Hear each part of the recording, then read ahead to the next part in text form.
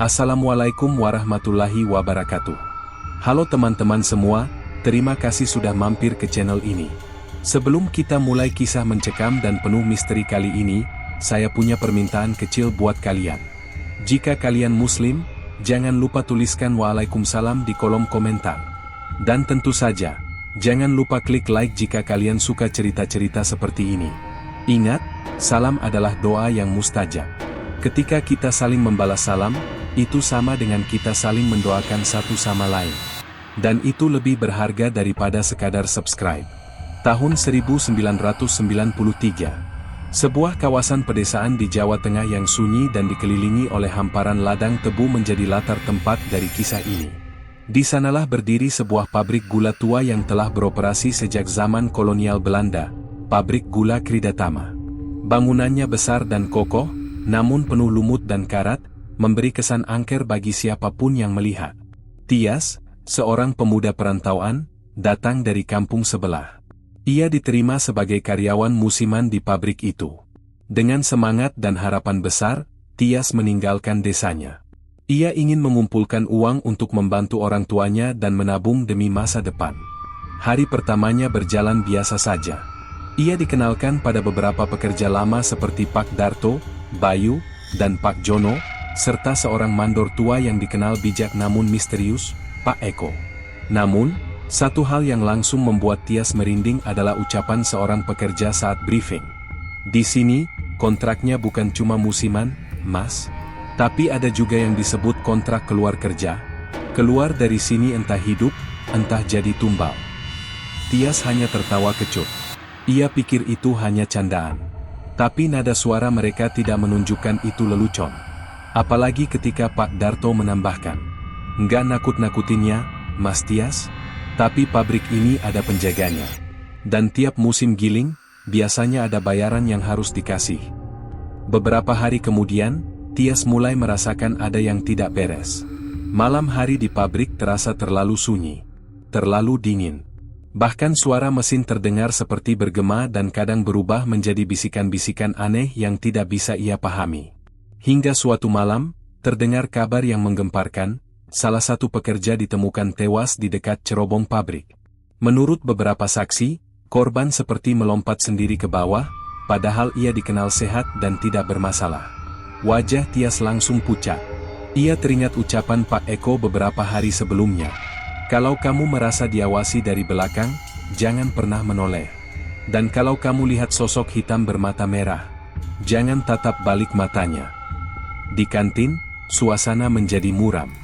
Obrolan hanya berupa bisik-bisik ketakutan. Pak Darto menunjuk ke arah cerobong besar yang menjulang tinggi di tengah pabrik dan berkata, "Itu bukan cuma tempat buang asap. Itu tempat bersemayamnya penunggu pabrik ini." Tias bertanya pelan, "Penunggunya itu apa, Pak?" Pak Darto menjawab dengan suara yang hampir tak terdengar, "Sosok tinggi besar. Badannya hitam legam. Matanya merah menyala. Kalau dia muncul, berarti waktunya mengambil korban." Malam itu, Tias ditugaskan lembur. Sekitar pukul 10 malam, ia diminta naik ke atas cerobong untuk mengecek jalur asap yang tersumbat. Tangga besi melingkar di luar cerobong dingin dan berembun. Dengan senter di tangan, ia mulai mendaki. Semakin tinggi, ia semakin merasa ada yang memperhatikannya dari bawah. Angin malam berdesir kencang. Namun telinganya mendengar seperti suara napas berat yang bukan berasal dari dirinya. Sesampainya di atas, ia menyorotkan cahaya ke sekeliling. Semua terlihat normal, hingga ia menoleh ke arah pabrik dari ketinggian. Jantungnya nyaris berhenti.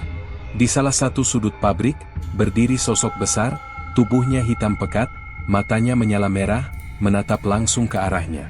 Tias membeku. Nafasnya tercekat. Tangannya gemetar. Sosok itu mengangkat tangannya perlahan, menunjuk ke arah Tias. "Dan ingat, jawablah salam di awal video dengan keyakinanmu. Kita saling doakan meski belum saling kenal. Like dan subscribe jika kamu suka cerita-cerita seperti ini. Sampai jumpa di episode berikutnya." Malam itu, Tias hampir tidak bisa tidur. Bayangan sosok tinggi besar bermata merah terus menghantui pikirannya. Ia mencoba menenangkan diri, menganggap semua itu hanya ilusi karena lelah bekerja. Namun, ketika ia kembali ke kamar mesnya, sesuatu membuatnya merinding. Di ambang pintu, ada bekas telapak tangan berwarna hitam. Seolah ada yang menyentuh pintu dari luar, tapi ukurannya jauh lebih besar dari tangan manusia biasa. Tias menggigil. Ia tak punya keberanian untuk menghapusnya.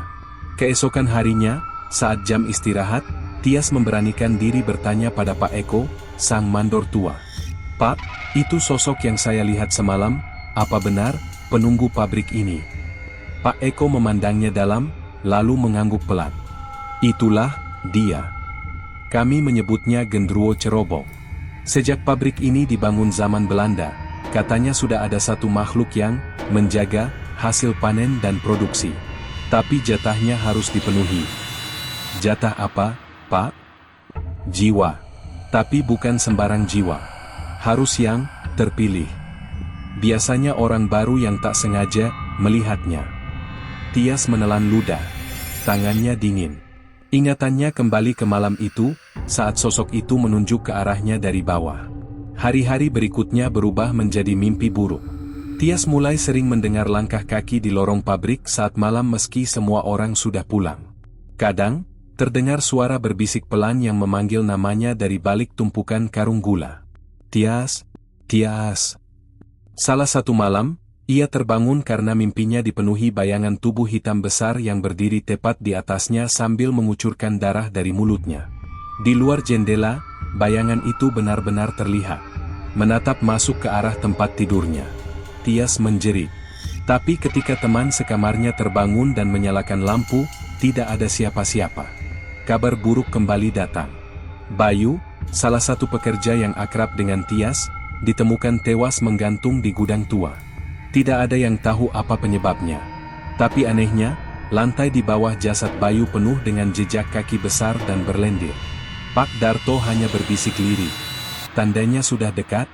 Jika bukan Bayu, mungkin kau yang selanjutnya, Tias." Tias tidak bisa lagi membedakan mana nyata, mana tidak. Ia mencoba mengajukan permohonan keluar dari pabrik, tapi pihak manajemen menolak. Kontraknya masih berlaku sampai musim giling selesai, dan keluar tanpa izin dianggap pelanggaran berat. Dalam keputusasaan, Tias mencari bantuan. Ia pergi diam-diam ke dusun paling ujung dan menemui seorang dukun sepuh bernama Mbah Rono, yang konon pernah bekerja di pabrik itu puluhan tahun silam. Mbah Rono, dengan mata putih dan tubuh bongkok, menatap Tias lama. Lalu berkata, "Kowe wes katon. Sakwise katon, ora ana dalan bali. Kamu sudah melihat. Setelah melihat, tak ada jalan kembali. Tapi masih ada satu cara, kowe kudu nyedekahke tumbal ganti. Yen ora, nyawamu bakal dicekel." Tias tersentak. "Tumbal ganti? Maksudnya, saya harus menggantikan diri saya dengan orang lain?" Mbah Rono mengangguk. "Ora kabeh wong kuat ngadepi pabrik iku. Dadi, kudu milih, nyawa sapa sing dikorbanke." Tias pulang dengan pikiran kacau. Apa yang harus ia lakukan? Menyerahkan orang lain demi menyelamatkan diri sendiri? Malam semakin larut, dan suara bisikan makin jelas. Sosok itu mulai muncul dalam cermin, bayangan, dan suara angin. "Lektumu wes cedhak, Tias." Setelah pertemuannya dengan Mbah Rono, Tias benar-benar kehilangan arah. Bayang-bayang sosok hitam terus muncul di tiap sudut matanya. Entah di balik cerobong, lorong-lorong sempit pabrik, hingga di kaca kamar mandi mes yang berembun. Setiap malam, mimpi buruknya semakin parah. Ia selalu melihat dirinya sendiri dalam sebuah ruang gelap, tubuhnya terikat, dan suara berat menyuruhnya memilih. "Kowe sing mati, opo wong liya? Kamu yang mati, atau orang lain?"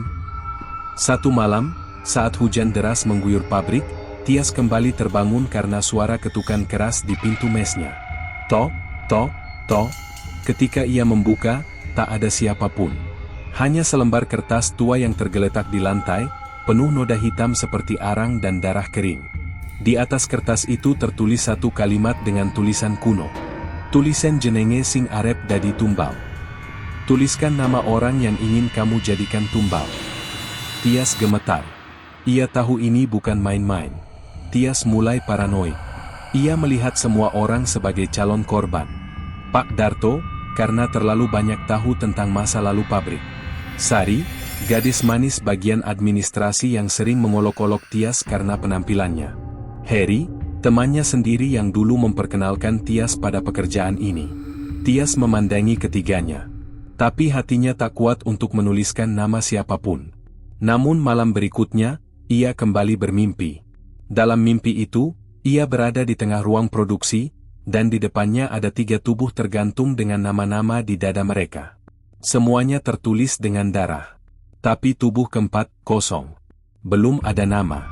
Dan bayangan Gendruwo mulai berjalan ke arahnya. Keesokan harinya, suasana pabrik gempar. Sari ditemukan tewas mengenaskan di ruang mesin, wajahnya tercabik seperti dilumat alat pres tebu. Tapi yang aneh, tidak ada mesin yang menyala malam itu. Yang lebih mengejutkan, di saku Sari ditemukan kertas, dengan nama Sari tertulis di sana. Tulisan tangan Tias. Tias panik. Ia tidak pernah menuliskan nama itu. Tapi entah bagaimana, tulisannya sama persis dengan miliknya. Pak Darto hanya berbisik pelan. Kadang, makhluk itu hendak butuh izin. Cukup tahu isi hatimu. Tias kembali menemui Mbah Rono dalam kondisi linglung dan putus asa. Ia ingin tahu, apakah ini bisa dihentikan. Mbah Rono menatapnya dengan mata kosong. Kowe wis dadi bagian saka perjanjian. Yen wis melebu, ora ana metu. Kamu sudah jadi bagian dari perjanjian. Kalau sudah masuk, tak bisa keluar. Tapi yen pengin selamat sak benere, mung ana siji dalan, balekna roh-roh tumbal lawas. Goleki gua ing ngisor cerobong tuo, neng kono kabeh nyimpen rahasia peteng pabrik gula iki. Tias nekat. Malam harinya, ia menyelinap ke cerobong tua yang sudah tidak digunakan. Di bawahnya, ada sebuah pintu besi tua yang nyaris terkubur tanah dan lumpur. Dengan susah payah, ia membukanya. Bau busuk menyergap. Tangga menurun ke bawah tanah membawa Tias ke sebuah gua kecil yang penuh dengan tulang belulang. Dan di tengah-tengahnya, ada altar batu dengan ukiran kuno. Di atasnya, berdiri sosok Gendruwo dengan mata menyala merah, menatap Tias. Kowe durung rampung.